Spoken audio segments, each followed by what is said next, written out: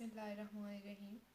Today we are going to start our physics course for the FSC part 1, and we will going to start from the very first chapter of this book, that is measurements. The first question is, how can we classify the study of nature? We can classify study of nature in two branches, in two types. Study of nature को हम दो types में divide करते हैं, biological science और physical science. अब biological science कौन सी होती है? बायोलॉजिकल साइंस में हम लिविंग थिंग्स को डिस्कस करते हैं. The science of living things is known as biological science, whereas the science of non living things is known as physical science. Biological science में bacterias, animals, plants और all living things like that are included, while physical science में हमारे पास energy, gravity, force etcetera are here to be used. Now next question is, what is physics? What is physics? Physics is the branch of science concerned with the properties of matter and energy and the relationship between them. This is the definition for the physics. Physics is the branch of science concerned with the properties of matter and energy and the relationship between them. Frontiers of fundamental physics के fundamental physics को हम कहाँ कहाँ use कर सकते हैं? The world of extremely large things, that is universe. Universal areas जो होते हैं, यूनिवर्सल टाइप जो हमारे पास होती हैं things, extra large, extremely large things, उसके लिए हम लोग क्या करते हैं? फिज़िक्स यूज़ करते हैं. The world of extremely small things, that means particles. Particles mean electrons, protons, neutrons and mesons etc. Now the word of middle size things.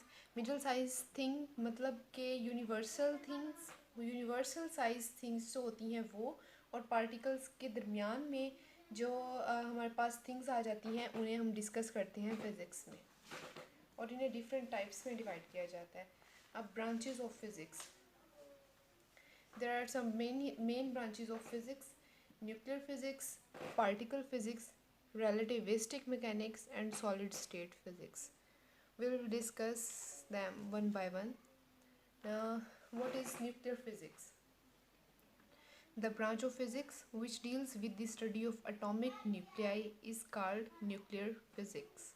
The branch of physics, वो physics जो हम atom के जिसमें हम atom के nucleus को discuss करते हैं, वो हमें न्यूक्लियर फिज़िक्स कहलाता है. फॉर एग्ज़ाम्पल यहाँ पे हमारे पास हाइड्रोजन एटम है. हाइड्रोजन एटम के पास 2 इलेक्ट्रॉन्स रिवॉल्व कर रहे हैं, और यहाँ पे क्या होगा? न्यूक्लियस होगा.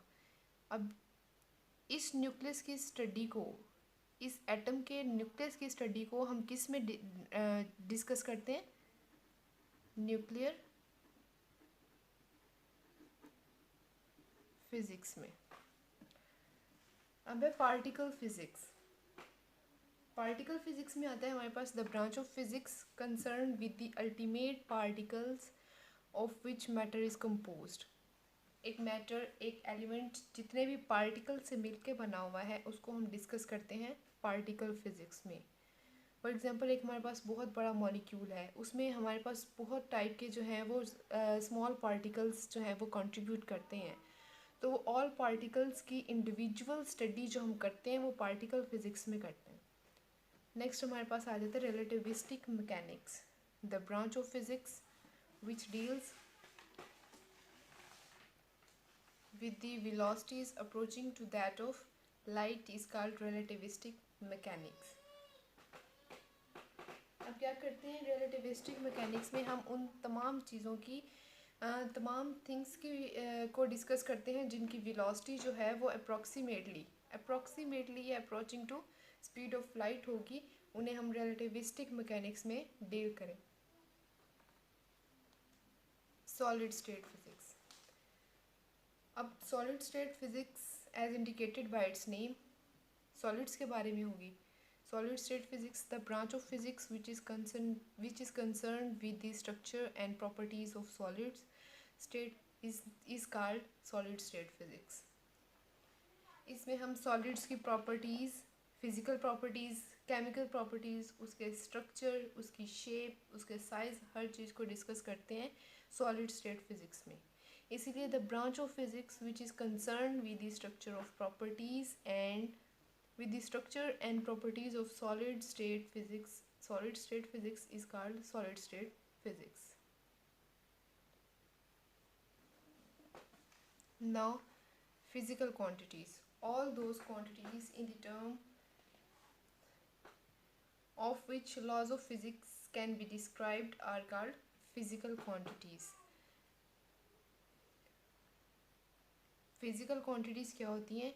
जितने भी हमारे पास वो सारी क्वांटिटीज़ जिसमें लॉज ऑफ फिज़िक्स होल्ड करते हैं, जिनको लेके हम लॉज ऑफ फिज़िक्स को डिस्क्राइब करते हैं, उनको डिफ़ाइन करते हैं, वो फिज़िकल क्वांटिटीज़ कहलाती हैं। अब इसकी कितनी टाइप्स हैं? There are two types of physical quantities, base quantities and drive quantities.